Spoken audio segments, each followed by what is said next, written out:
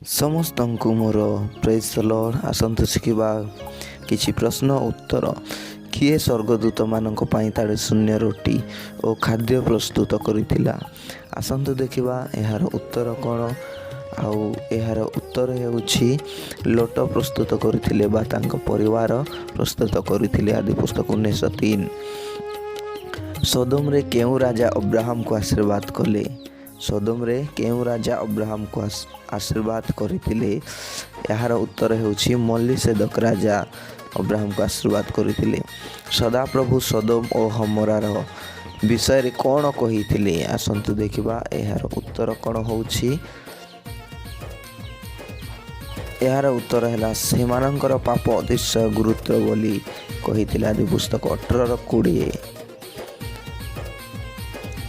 ସାରା କେତେ ବର୍ଷ ଜୀବିତ ଥିଲା? ସାରା କେତେ ବର୍ଷ ଜୀବିତ ଥିଲା? ଏହାର ଉତ୍ତର ହେଉଛି 127 ବର୍ଷ ଜୀବିତ ଥିଲା।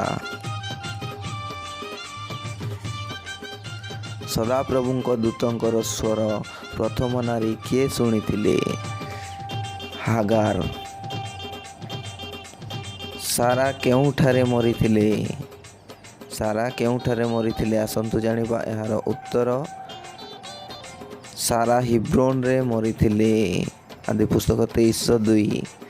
ପ୍ରଥମେ କେଉଁ ସ୍ତ୍ରୀକୁ ପରମ ସୁନ୍ଦରୀ କୁହାଯାଇଛି? ପ୍ରଥମେ କେଉଁ ସ୍ତ୍ରୀକୁ ପରମ ସୁନ୍ଦରୀ କୁହାଯାଇଛି? ଆସନ୍ତୁ ଜାଣିବା ଏହାର ଉତ୍ତର।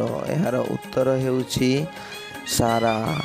ତାକୁ ପରମ ସୁନ୍ଦରୀ ପ୍ରଥମେ କୁହାଯାଇଥିଲା। ଆଦି ପୁସ୍ତକ 22:12-14। ଅବିମେଲେକ କେଉଁ ଦେଶର ରାଜା ଥିଲେ? ଆସନ୍ତୁ ଜାଣିବା ଏହାର ଉତ୍ତର। ଏହାର ଉତ୍ତର ହେଉଛି ପଲଷ୍ଟିୟ ଦେଶର ରାଜା ଥିଲେ। ଆଦି 26:8। କାହାର ଜାଆଁଳା ପୁତ୍ର ଜନ୍ମ ହୋଇଥିଲା? କାହାର ଜାଆଁଳା ପୁତ୍ର ଜନ୍ମ ହୋଇଥିଲା? ଆସନ୍ତୁ ଜାଣିବା ଏହାର ଉତ୍ତର। ଉତ୍ତର ହେଉଛି ଇସାକ ଓ ରିବିକାର। ଇସାକର ଦୁଇଟି ପୁଅମାନଙ୍କର ନାମ କ'ଣ ଥିଲା? ଇସାକର ଦୁଇଟି ପୁଅମାନଙ୍କର ନାମ କ'ଣ ଥିଲା? ଆସନ୍ତୁ ଜାଣିବା ଏହାର ଉତ୍ତର। ଉତ୍ତର ହେଉଛି ଏସୋ ଓ ଯାକୁବ। ଆଦି ପୁସ୍ତକ 25:26। ଯାକୁବର ମାମୁଁ କିଏ ଥିଲା? ଆଜିର ଇଣ୍ଟରେଷ୍ଟିଂ ପ୍ରଶ୍ନ। ଯାକୁବର ମାମୁଁ କିଏ ଥିଲା? ଆସନ୍ତୁ ଜାଣିବା ଏହାର ଉତ୍ତର। ଉତ୍ତର ହେଉଛି ଲାବାନ ଥିଲା। ଅବ୍ରାହମର ବାପାର ନାମ କ'ଣ? ଅବ୍ରାହମଙ୍କର ବାପାର ନାମ ହେଲା ତେରହ ଥିଲା। ଲେମକ ଡ୍ୟାସ୍ ବର୍ଷ ବୟସରେ ଏକ ପୁତ୍ର ଜାତ କରି ତାହାର ନାମ ନୋହ ଦେଲେ। ଏହାର ଯଦି ଉତ୍ତର ଆପଣମାନେ ଜାଣିଛନ୍ତି ତାହେଲେ କମେଣ୍ଟ ବକ୍ସରେ